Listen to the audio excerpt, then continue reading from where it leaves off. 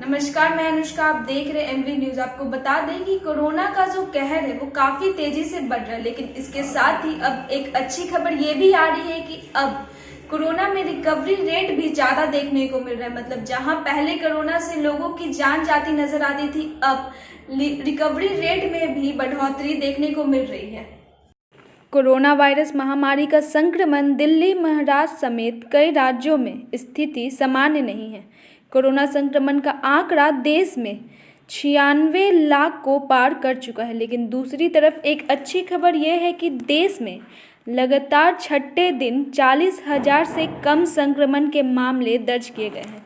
आपको बता दें कि देश में पिछले 24 घंटे में संक्रमण के 36,594 नए मामले दर्ज किए गए हैं, जबकि 24 घंटे में 540 मरीजों की मौत हुई है। बता दें कि देश में कोरोना के कुल मामले 96,08,000 हो गए हैं। इनमें से अब तक 1,39,700 लोगों को अपनी जान से हाथ धोनी पड़ी। स्वास्थ्य मंत्रालय द्वारा 4 दिसंबर तक जारी आंकड़ों के अनुसार देश में इस समय 4,16,082 एक्टिव केस हैं, जबकि 90,16,089 मरीज संक्रमण से ठीक होकर घर लौट चुके हैं। देश भर में शुक्रवार को कुल 11,70,102 टेस्ट किए गए हैं, जिसमें से 36,594 लोग संक्रमित पाए गए हैं।